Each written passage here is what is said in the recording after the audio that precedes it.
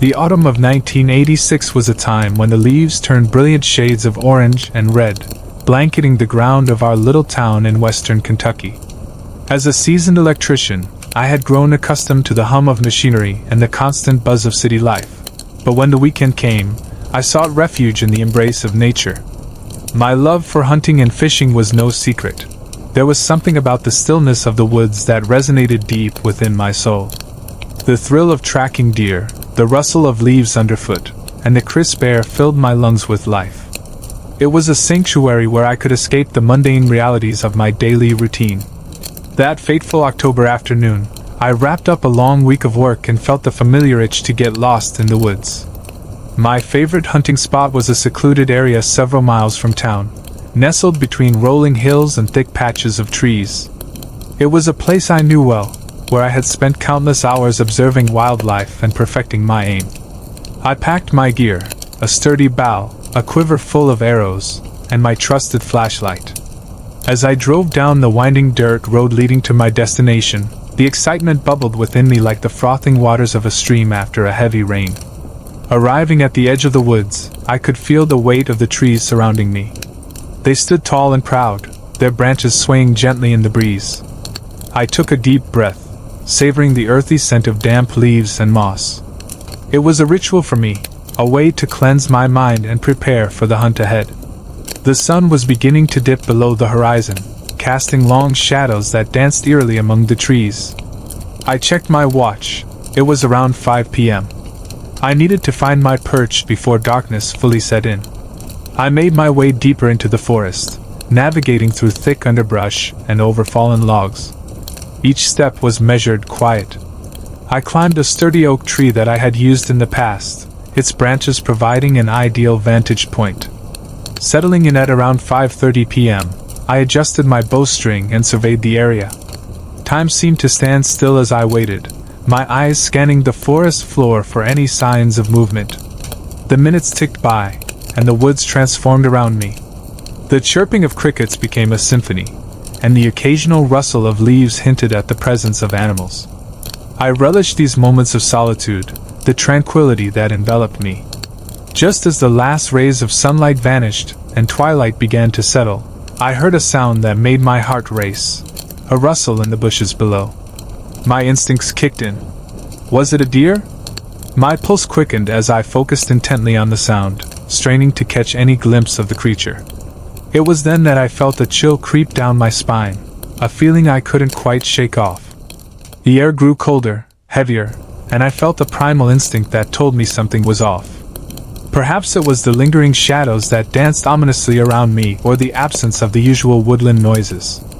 The forest, once a comforting presence, now felt like an alien world. As I prepared to lower myself from the tree, the rustling intensified. I carefully peered through the foliage, my heart pounding in my chest. I wanted to believe it was just a deer, but my instincts warned me otherwise. After what felt like an eternity, I decided to descend from my perch. The moment I hit the ground, I switched on my flashlight, illuminating the path ahead. The beam sliced through the darkness, revealing the familiar terrain. I began retracing my steps, a sense of unease growing with each stride. Suddenly, the forest felt different. The shadows seemed to shift, and I could swear I heard whispers carried on the wind. It was as if the trees themselves were warning me, urging me to hurry. I quickened my pace, but the tangled underbrush slowed me down. Just as I thought I had made my way back to the trail, I stumbled. I looked around, disoriented. The sense of security I had always felt in the woods was rapidly evaporating, replaced by a gnawing anxiety that gripped my insides. Then, out of the corner of my eye, I saw something that stopped me dead in my tracks. Two figures stood in the distance, obscured by the thick fog that had begun to roll in. They appeared to be men, their outlines blurred against the fading light. My heart sank. Who were they? What were they doing out here, in the middle of nowhere, at this hour? I felt a surge of panic as I instinctively took a step back, the crunch of leaves underfoot echoing in the silence. As I got closer, the figures remained eerily still, their faces hidden in shadow. I couldn't shake the feeling that I was being watched, my instincts screaming at me to turn around and flee. But curiosity got the better of me. I needed to know if they were a threat. I took another cautious step forward, trying to make out their features, but they didn't move or speak. It was as if they were mere apparitions conjured by my racing mind. I felt trapped between fear and the desire to understand what was happening. "Hey!" I called out, my voice shaky. "Are you guys alright?" Silence greeted my question. The chill in the air deepened, wrapping around me like an unwelcome embrace. With every passing second, the sense of dread swelled within me. Finally, I turned on my heel and sprinted back down the trail, the sounds of the forest morphing into a cacophony of rustling leaves and snapping twigs behind me. My heart raced as I stumbled through the underbrush, my flashlight beam dancing wildly as I sought to navigate my way back to the car. The figures lingered in my mind like a nightmare that refused to fade. As I burst through the tree line, relief washed over me when I finally spotted my truck parked in the clearing. The familiar sight brought a fleeting sense of security, yet the tension in my chest remained, tightening like a vice. I approached my vehicle cautiously, scanning the area for any signs of the two men. The shadows were longer now, and the forest felt alive with unseen eyes. Despite the chill in the air, I was soaked in sweat as I fumbled to unlock the door. I glanced over my shoulder, half expecting to see them emerging from the darkness, but nothing stirred. Climbing into the cab, I slammed the door shut and took a deep breath, attempting to steady my racing heart. I was shaken but convinced it was all in my head, some figment of my imagination fueled by the eerie atmosphere. As I turned the key in the ignition, the engine sputtered to life, cutting through the silence of the woods. I drove out of the clearing, the gravel crunching beneath the tires, and felt the tension in my shoulders begin to ease as the trees receded behind me. But that night, sleep eluded me. I tossed and turned, haunted by the vision of those men standing motionless in the shadows. Who were they? What did they want? The questions gnawed at my mind, and I found myself replaying the day's events over and over, searching for some kind of answer. The sense of being watched returned with a vengeance, an unsettling presence that made my skin crawl. I couldn't shake the feeling that someone was out there, lurking just beyond my line of sight. The next morning, I awoke with a sense of dread that lingered like a dark cloud overhead. I decided to check on my truck, convinced that if I could just get a grip on reality, I would feel better. I grabbed my jacket and stepped outside, bracing myself against the crisp morning air. As I approached my truck, my stomach dropped. 4 of my tires were flat, nails protruding from each one like twisted teeth, mocking my earlier sense of safety. Panic surged through me as I crouched down to inspect the damage. It was clear someone had sabotaged my vehicle, but the question was why? Had those men been waiting for me to leave? A sinking feeling settled in my gut. I knew I should report it to the police, but a part of me feared that it would only bring more trouble. Instead, I decided to head back home, hoping that some distance from the woods would help me regain my composure. The drive home felt surreal, the roads twisting and turning as if trying to disorient me further. Every rustle of leaves along the roadside made me jump, and I felt the prickle of eyes upon me, watching my every move. When I finally pulled into my driveway, I slammed the truck door shut, my heart racing with each step toward my front door. In the days that followed, the paranoia only intensified. I felt as if I was being shadowed, the figures from the woods haunting my every thought. I avoided the woods entirely, opting for the safety of my home. I would glance out the window at the tree line, half expecting to see those men lurking just beyond the trees. Each time, my heart would skip a beat, reminding me that I was no longer the carefree hunter I once was. Weeks passed, and as autumn turned to winter, I tried to convince myself that I had overreacted. I returned to work, engaged in small talk with my colleagues, and attempted to bury the memory of that day deep within my mind. But every time I stepped outside, a part of me remained tethered to that eerie encounter. I avoided the woods, avoiding any semblance of normalcy in my routine. One evening, however, as I sat on my porch sipping a cup of coffee, I saw something out of the corner of my eye, a flicker of movement in the trees. My heart raced as I turned to look, but nothing was there. I shook my head, berating myself for being paranoid. But as night fell and the world around me darkened, the feeling of being watched returned. It was as if the forest was calling me back, pulling at the edges of my sanity. Determined to confront my fears, I decided to go back to the woods one last time. I drove to the spot where I had parked that night, the air thick with tension as I stepped out of the truck. With only a flashlight in hand, I walked toward the clearing, the familiar sounds of the woods enveloping me once more. As I stood there, I felt a strange calm wash over me. Perhaps I was just being foolish. Perhaps the fear I felt was only in my head. But as I turned to leave, a figure stepped into the clearing, emerging from the darkness. It was one of the men from that night. My heart plummeted, fear gripping my chest as I stumbled back. He stared at me, eyes dark and unreadable. "You shouldn't have come back," he said, his voice low and menacing. Frozen in place, I felt my world tilt on its axis. The terror I had been running from had found me, and there was nowhere left to hide. I was not just an unwelcome intruder in these woods. I was being hunted, and I could no longer escape the nightmare I had unwittingly stumbled into. With adrenaline coursing through my veins, I turned and ran, the haunting whisper of the woods echoing behind me as I fled into the darkness. As I dashed through the trees, I realized that this was not just a haunting experience, it was a warning. The woods had secrets, and I had only just begun to uncover the darkness that lay within.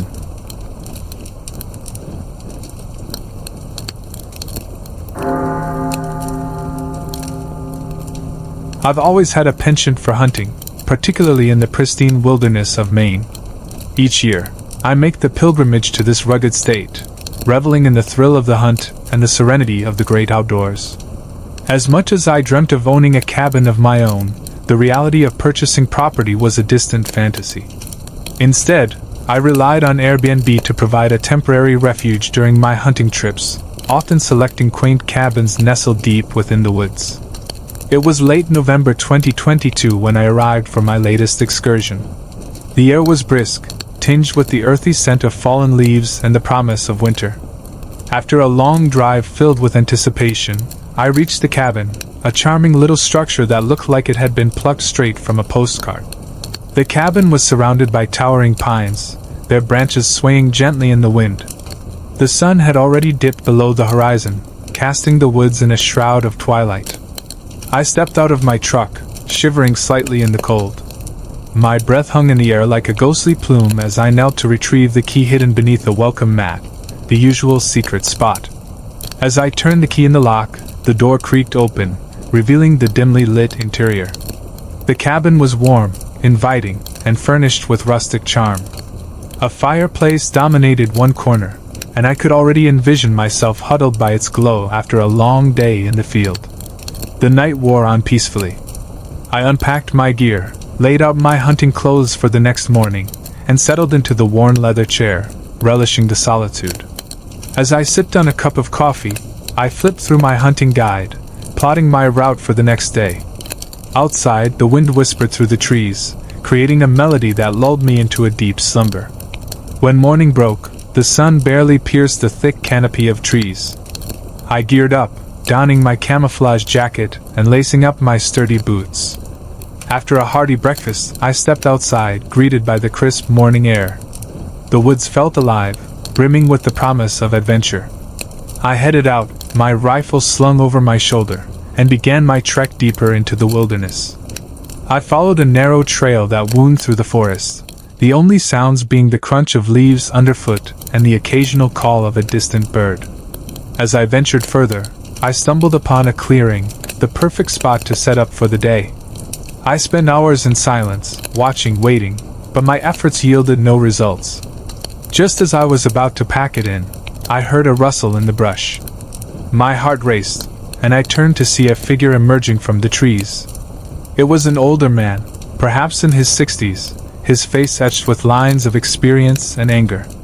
He approached with a thunderous expression, and I could feel a chill run down my spine. "You shouldn't be hunting here," he barked, his voice gruff like gravel.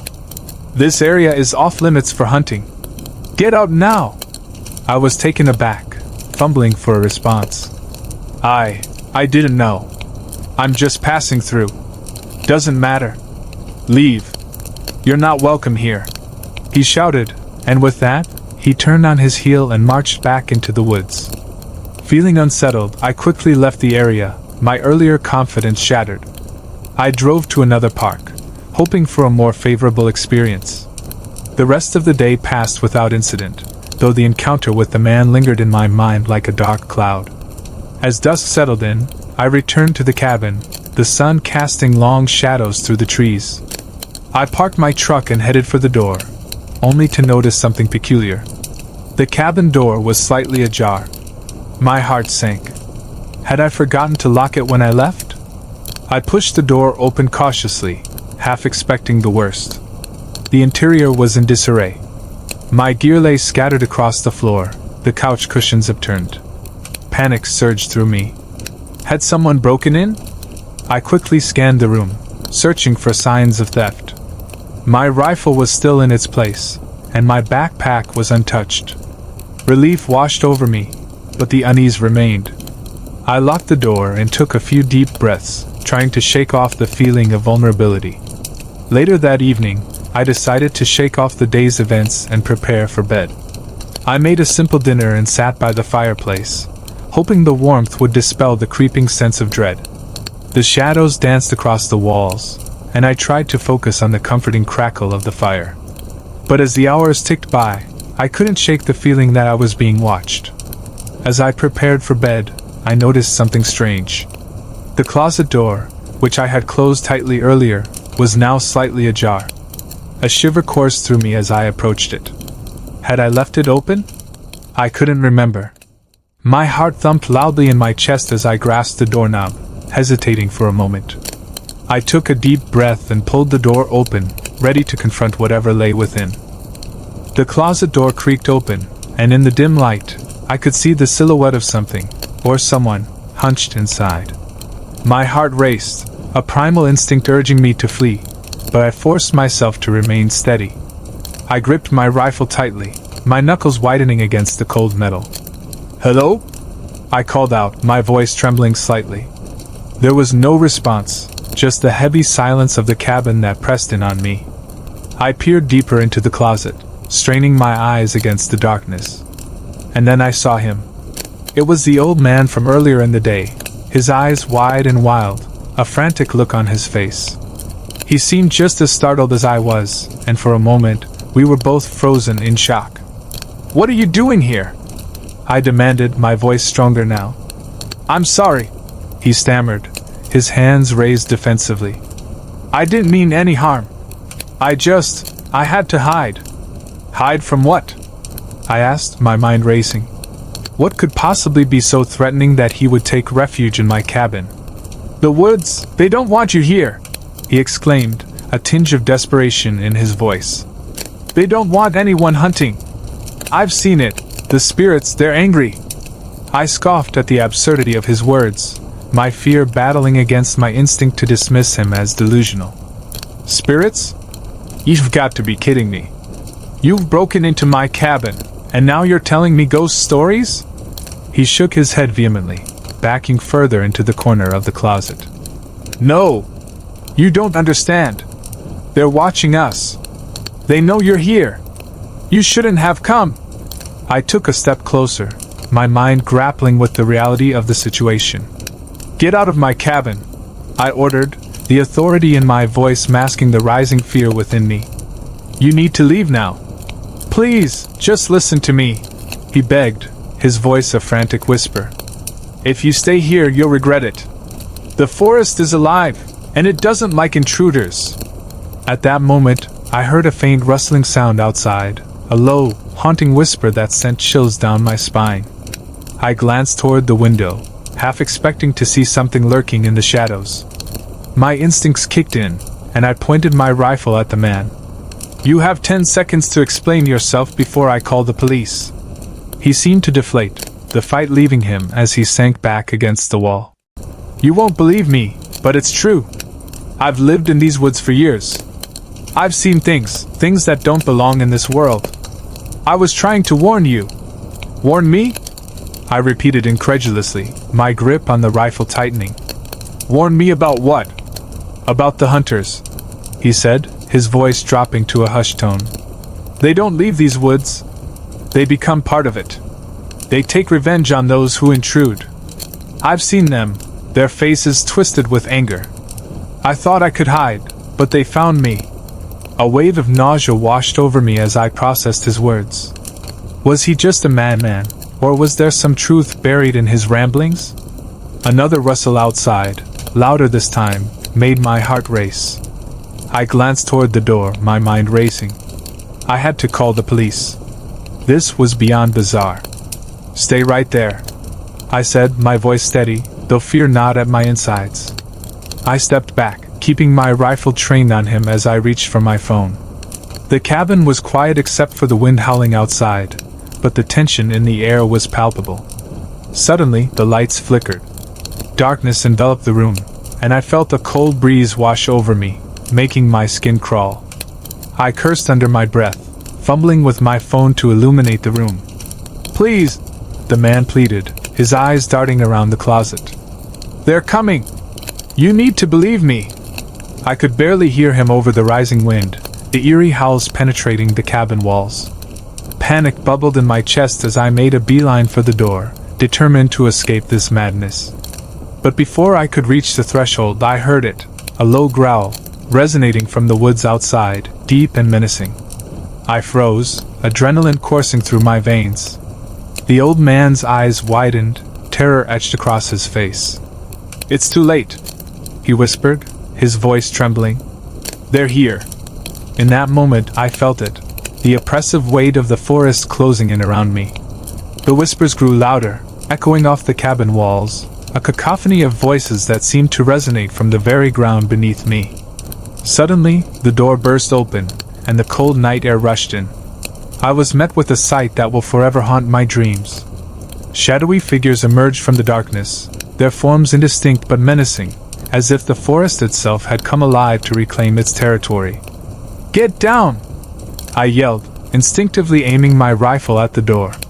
The old man dove to the floor, and I could feel the heat of panic rising in my chest. Stay behind me! But the shadows surged forward, and I realized that no amount of firepower could protect me from the unexplainable force that had been awakened. They were coming for me, their presence a whirlwind of chaos and dread.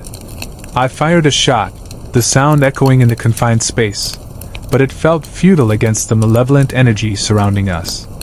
The shadows flickered and danced, blurring the line between reality and nightmare. In that moment, everything went black. My senses dulled, and I felt myself being pulled into the depths of the abyss. I couldn't tell what was real and what was a figment of my imagination. When I came to, I was lying on the cabin floor, my heart racing, gasping for breath. The old man was gone. The shadows had receded, leaving only the eerie silence of the woods behind. I scrambled to my feet, my mind racing as I looked around the cabin, searching for any sign of the chaos that had just transpired. The door stood wide open, the wind whispering through the threshold like a taunt. I rushed outside, rifle still clutched tightly in my hands, but the forest was empty, devoid of life. It was as if the night had swallowed everything whole. I stumbled back inside, my thoughts racing. What had just happened? Was it a hallucination, a trick of the mind? I dialed 911, my fingers shaking as I pressed the buttons. 911, what's your emergency? The operator's voice came through the line. I need help. There was a man in my cabin and... I paused, the weight of my words settling in. And something in the woods. I don't know what it was, but it was trying to kill me. Sir, calm down. Can you provide your location? I did, my heart pounding as I relayed the information. After what felt like an eternity, the operator assured me that help was on the way. I hung up, trying to gather my thoughts, but the fear gnawed at my insides. When the police finally arrived, they found me pacing the cabin, frantically trying to explain what had happened. They searched the area, but there was no sign of the old man or any disturbances beyond my own chaotic entrance. Sir, are you sure you didn't just imagine all of this? One of the officers asked, his expression skeptical. I stared at him, feeling the weight of disbelief pressing down on me. "I'm telling you, something is wrong here. I saw him. He was in the closet." The officers exchanged glances, and I could sense their doubt. "Let's get you back to safety," another officer said, his voice firm but sympathetic. They escorted me outside, the chill of the night settling around us as I stepped into the dim light of their patrol car. I couldn't shake the feeling that I was being watched, that the forest still held secrets that I was never meant to uncover. As I drove away from the cabin, the headlights slicing through the darkness, I glanced back at the trees, their silhouettes looming like sentinels. I couldn't shake the old man's words from my mind, the warnings of the spirits that protected this land. What had I stumbled into? I vowed never to return to those woods, to never again tempt fate by hunting in a place that felt so alive with malevolence.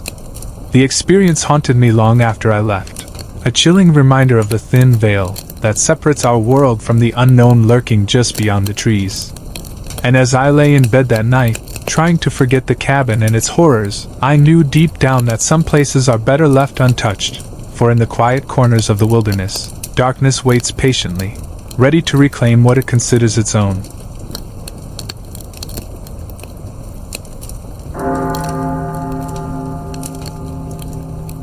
It was the winter of my 16th year, a time when the snow blanketed the northern woods of Michigan, transforming the landscape into a seemingly magical realm of white. The air was crisp and cold, biting at my cheeks as I clutched my rifle tightly. This was my first deer hunt, a rite of passage for many in my family, and the excitement coursed through me like electricity. My father, always the avid outdoorsman, had been preparing for this trip for weeks. He was eager to pass down the tradition, and I was equally eager to learn. We set out early in the morning, the sun barely breaking through the thick layer of clouds overhead. My father and my cousin, Jake, a year older and much more experienced, packed the car with our gear. The hum of the four-wheeler filled the air as we drove deeper into the woods, the trees standing tall and stoic, their branches heavy with snow. Each bump in the road sent vibrations through my body, heightening my anticipation. After what felt like hours, we arrived at our designated spot, a clearing surrounded by dense thickets, perfect for deer to wander into. My father had set up a small hunting tent where we could take refuge from the cold. As we entered the tent, the familiar smell of fabric and the faint aroma of what made me feel at home. We sat for a while, sharing stories of past hunts and joking about the ones that got away. The camaraderie was palpable, and I felt a sense of belonging, a connection to my family's history. The hours dragged on as we waited silently, eyes scanning the trees for any signs of movement. The biting cold crept in, and I wrapped my jacket tighter around myself, feeling a mix of excitement and anxiety. It was nearing dusk when my father suggested we call it a day. I was relieved. The chill had seeped into my bones, and the idea of returning to the warmth of our cabin sounded more inviting than trudging through the snow in search of deer. As we packed up, I noticed something unusual, a rustling noise outside the tent, distinct and heavy.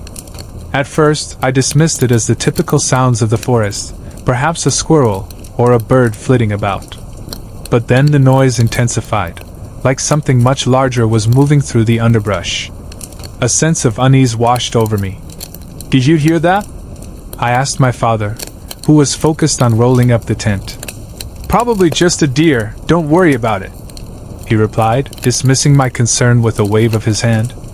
Jake nodded in agreement, but my instincts told me otherwise. I had always trusted my gut, and now it was screaming at me. With my heart racing, I turned to leave the tent. The moment I stepped outside, the frigid air hit me like a slap to the face. The forest seemed eerily quiet, almost as if it were holding its breath. I took a few steps, my boots crunching in the snow, and that's when I heard it again, the sound of something large trampling through the underbrush. Panic began to settle in. It sounded closer now, and I couldn't shake the feeling that it wasn't a deer. I took a deep breath, steeling my nerves. I turned and jogged back towards my father and Jake, trying to convince myself that everything was fine. But as I ran, a scream shattered the stillness of the forest. It was a horrifying sound, a guttural roar that echoed through the trees, sending chills down my spine.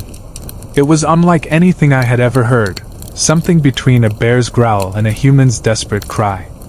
I stumbled, my heart racing as fear gripped me. "Dad! Jake!" I shouted, my voice trembling. I could hear their voices in the distance, but the sound of whatever was lurking in the shadows drowned them out. I was too terrified to think straight. All I could do was run. I glanced back, the light from my headlamp illuminating the darkness behind me. That's when I saw it.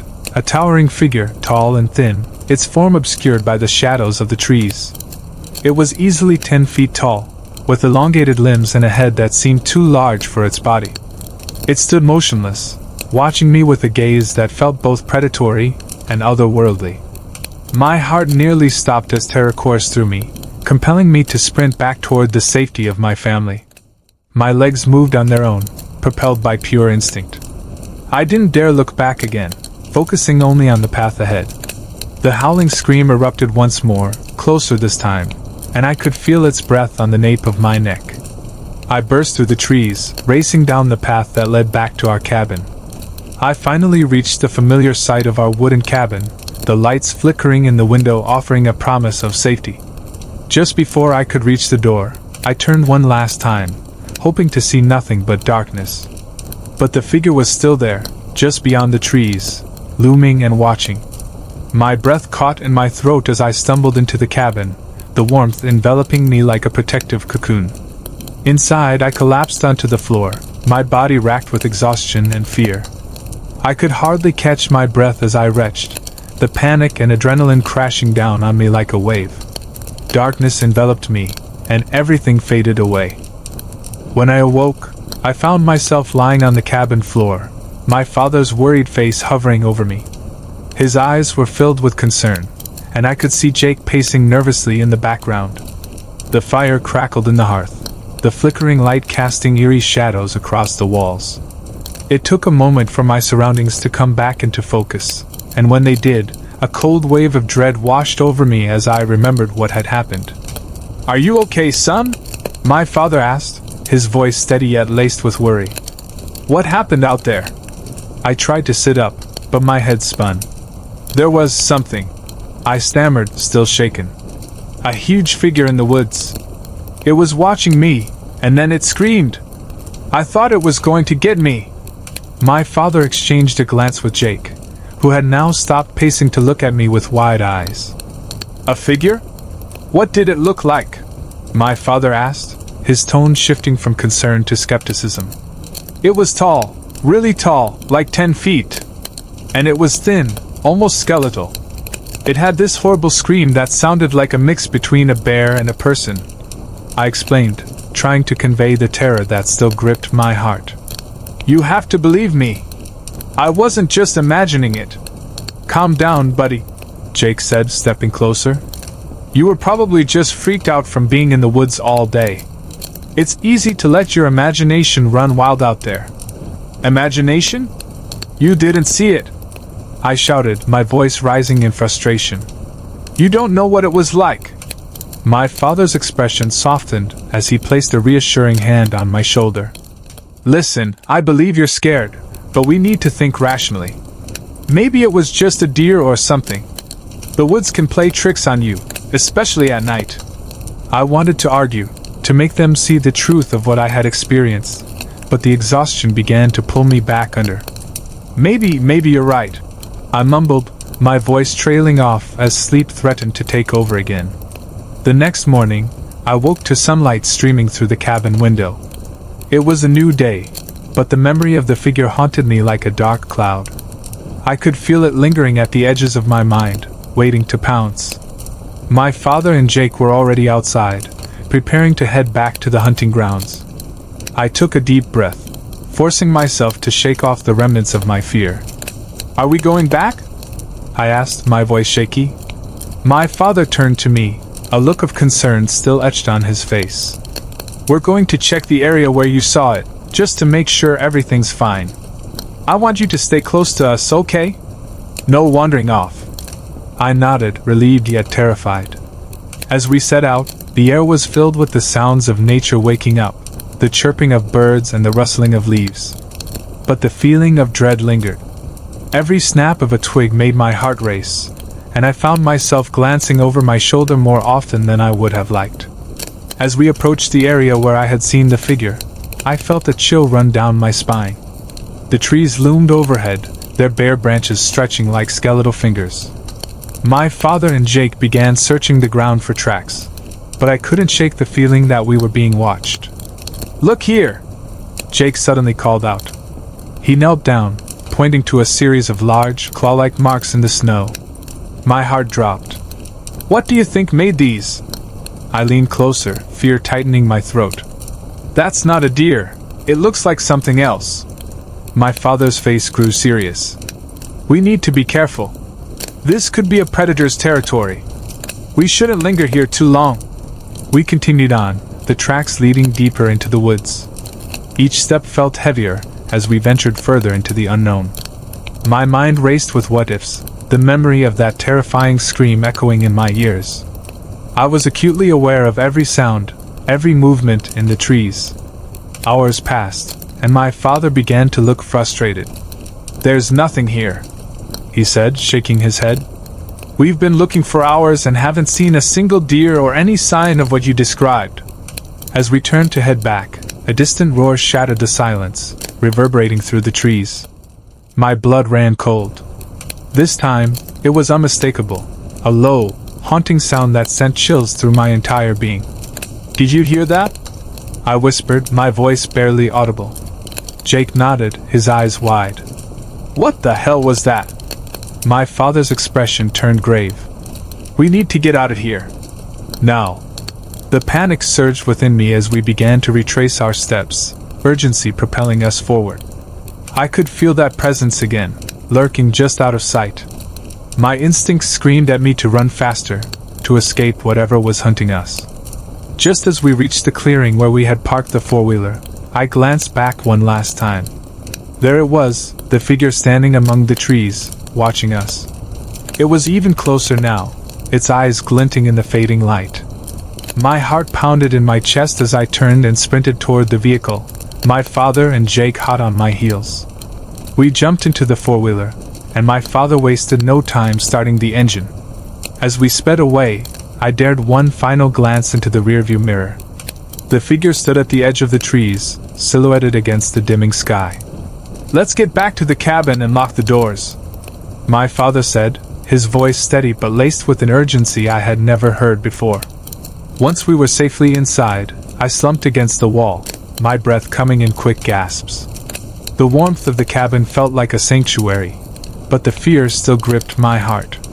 My father and Jake exchanged worried glances as we locked the door, the sense of safety we had taken for granted now shattered. In the days that followed, I couldn't shake the fear that had taken root in my mind. I avoided going out into the woods alone, opting to stay close to my family. The figure had become an obsession, a dark specter lurking in the corners of my thoughts. That winter hunt would forever haunt me, becoming a part of who I was. It transformed my relationship with the woods.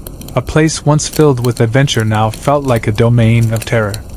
I vowed never to hunt alone again, carrying with me a heavy weight of fear and a deep-seated need for safety. Though I returned to the cabin in the years that followed, the memory of that hunt lingered. The winter woods became a place of both beauty and dread, a constant reminder of what lay hidden in the shadows, waiting for the next unsuspecting soul to wander too far into its depths.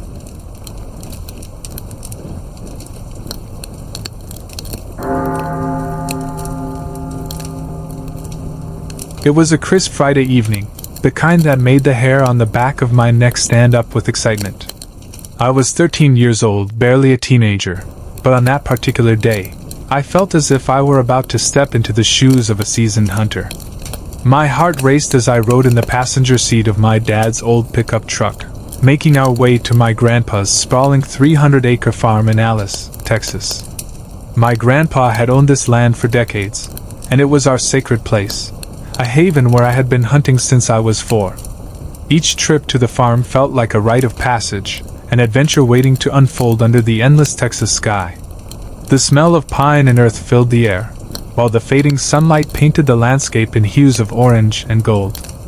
I could already imagine the warmth of the campfire crackling and the taste of roasted marshmallows melting on my tongue. Upon arriving, we unloaded our gear and set up our camp.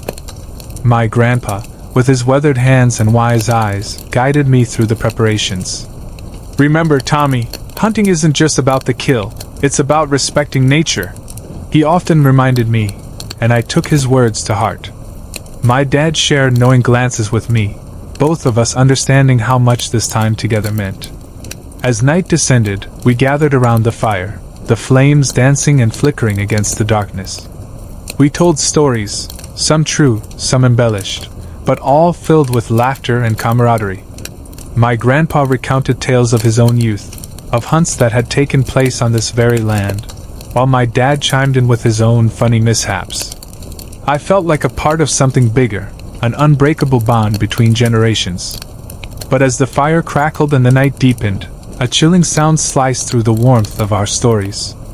It was a scream, harrowing, echoing through the trees, a sound so unnatural it felt as if it pierced the very fabric of reality. The laughter faded, replaced by a profound silence. My heart raced, the hairs on my arms stood on end, and I felt a chill creep down my spine. "What the hell was that?" my dad whispered, his voice low, barely above a murmur. My grandpa, usually unfazed, looked serious. "Stay close," he instructed, his voice steady but urgent. The three of us, fueled by a mix of curiosity and fear, decided to investigate. We grabbed our flashlights and ventured into the darkness, each beam of light cutting through the oppressive shadows. We moved cautiously, scanning the perimeter of the clearing where our campfire flickered behind us. The forest loomed, thick with towering pines and underbrush that seemed to swallow our footsteps. Every rustle of leaves or snap of a twig made my heart race faster. The eerie silence weighed down on us, each breath a reminder that we were intruding into a world that was not our own. After an hour of searching, we found nothing. No signs of life, no clues as to what had caused that blood-curdling scream. My heart felt heavy as we returned to our camp, the fear of the unknown settling in. I lay in my sleeping bag that night, wide awake, the haunting sound replaying in my mind like a twisted melody.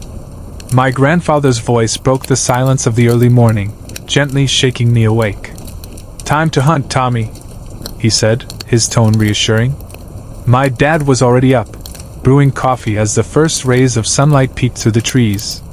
My nerves tightened, but I shook off the dread and gathered my gear, determined to focus on the hunt ahead. We made our way to the hunting blind, an elevated structure nestled among the trees. My grandpa hoisted me up, reminding me to be quiet and patient. He adjusted my binoculars and gave me a firm pat on the shoulder. "You'll see some deer today, just be ready." As I settled in, the sun began to rise, casting a golden glow over the land. I looked out into the wilderness, heart pounding with anticipation. I waited, counting the minutes as I observed the beauty of nature surrounding me. But as the minutes stretched on, my thoughts drifted back to that scream, an unsettling reminder of the night before. The peaceful quiet was abruptly shattered when something unusual caught my eye. Off in the distance, moving with an odd gait, was a shape unlike any deer I had seen. It walked on two legs but didn't resemble any animal I recognized. It was tall, slender, with limbs that seemed too long for its body, and as it moved deeper into the woods, I felt a chill sweep over me. I raised my binoculars, heart racing as I focused on the figure. It turned abruptly, and for a brief moment, our eyes met. My breath caught in my throat. It was not a deer, but something far more unsettling. The face, if it could be called that, was contorted, with hollow eyes and a mouth that stretched into a horrific scream. The sound echoed in my mind, exactly like the scream we heard the night before. Panic surged through me. Without thinking, I grabbed my rifle, heart pounding in my chest. I squeezed the trigger, the sound of gunfire echoing through the stillness of the morning. I fired shot after shot, adrenaline coursing through my veins. The figure disappeared into the trees, but the fear clung to me, palpable and suffocating. When the gunfire ceased, a silence fell over the forest. I quickly climbed down from the blind, my grandpa and dad rushing to my side. "What happened?" My dad asked, his face pale with concern. I struggled to catch my breath, my voice shaking as I recounted what I had seen. There was something not of this world. I shot at it. They exchanged worried glances, disbelief mixing with unease. Let's check it out, my grandpa said, and I followed, heart racing and dread pooling in my stomach. We trekked back to the spot where I had seen the figure, the atmosphere heavy with unspoken tension. I could feel my heart pounding in my ears, each step echoing my fear. My grandpa led the way, flashlight in hand, illuminating the path ahead. My dad walked closely behind me, his presence a small comfort amidst the fear that consumed me. As we reached the area, I scanned the ground for any signs of what I had shot at. But there was nothing, no blood, no footprints, nothing to indicate that anything had been there. Just a hollow silence that seemed to mock my earlier panic. What do you see, Tommy? My grandpa asked, his voice calm, attempting to anchor me amidst my growing anxiety. I pointed to the ground, searching for some evidence, but there was only dirt and fallen leaves. I swear it was right here, I exclaimed, desperation creeping into my voice. My dad knelt down, examining the area closely. Maybe it was just a trick of the light, he suggested, though his tone lacked conviction. There are a lot of wild animals around here. Perhaps you just mistook it for something else.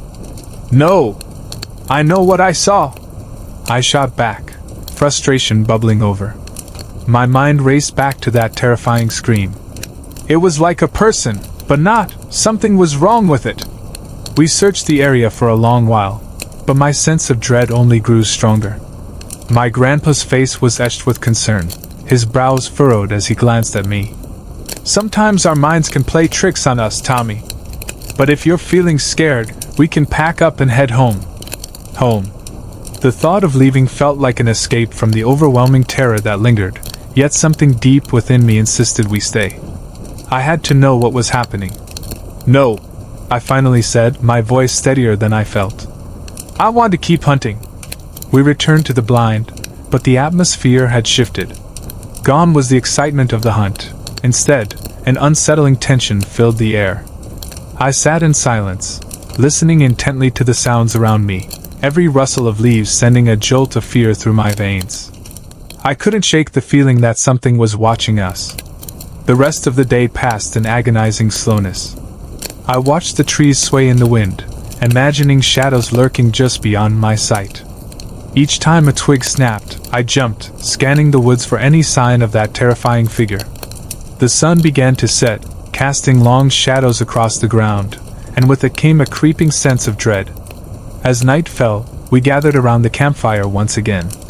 My grandpa tried to lift the mood with stories of his younger days, but I could tell the earlier laughter had faded. The weight of my experience lingered in the air, an unspoken truth that hovered over us like a dark cloud. Then, out of nowhere, the scream erupted again, this time closer, sharper. I felt my heart stop. Did you hear that? I gasped, my voice barely above a whisper. My dad's face paled as he nodded slowly. We need to check it out, he said, urgency creeping into his voice. We grabbed our flashlights and guns, venturing into the darkness. The forest loomed around us, branches clawing at the air like skeletal fingers. I felt the weight of dread settle in my stomach, but I pushed forward, driven by an insatiable need for answers. As we ventured deeper into the woods, we stumbled upon a clearing. In the center stood a dilapidated shack, overgrown with vines and shadowed by ancient trees. The door hung ajar, creaking in the wind like a ghostly whisper. What is this place? I murmured, unease washing over me. I've never seen this before, my grandpa said, scanning the surroundings. We should be cautious. Just then, the scream pierced the silence again, echoing from inside the shack. It was raw, filled with anguish. I felt my heart race, terror gripping me. We need to go, I urged, turning to leave. But my grandpa stepped forward. We can't leave now, Tommy. We have to understand what's happening. With trepidation, we approached the shack. As we stepped inside, the air turned heavy and cold. Dust motes danced in the beams of our flashlights, revealing the remnants of a forgotten past. old furniture, shattered glass, and strange symbols etched into the walls. A feeling of dread washed over me, an overwhelming sense that we were intruding upon something ancient and malevolent. And then I saw it, the figure from before, lurking in the shadows, its hollow eyes fixated on us. Panic surged through me, and without thinking, I raised my rifle. "Get back!" I shouted, my voice trembling. But it didn't move. Instead, it let out that bone-chilling scream again, and in that moment, I realized it was not merely a monster. It was something lost, trapped in anguish. I hesitated, my finger hovering over the trigger as a wave of empathy washed over me. "Tommy, don't!" my dad shouted, but the plea was drowned out by the figure's scream, a sound that resonated with the deepest parts of my soul. And just like that, everything shattered. The figure lunged toward us, and I pulled the trigger, shot after shot, but it felt different this time. Each bullet seemed to pass through the apparition as if it were made of smoke. It vanished into thin air, leaving us in an oppressive silence. Breathless, I staggered back, confusion and terror swirling within me. "What was that?" I whispered, heart pounding. "I don't know," my grandpa replied, his voice thick with disbelief. "But we need to leave now." We stumbled out of the shack, the darkness swallowing us whole as we raced back to the safety of the campfire. The eerie silence followed us, but the weight of the experience lingered. We packed up our things in a daze, leaving the forest behind. The drive home was a blur, the road winding beneath the stars, but I couldn't shake the feeling that the woods held secrets that would haunt me forever. In the years that followed, I continued to hunt with my dad, but I never returned to that farm without a sense of trepidation. The nights were filled with memories of that scream, of the figure that had stared into my soul. It became a story I carried with me, a warning etched into my mind. As I grew older, I understood the fragility of life and the darkness that sometimes dwells within it. And though the shadows of the past still haunted me, I knew I was not alone. I had my family by my side, ready to face whatever lay ahead in the depths of the night.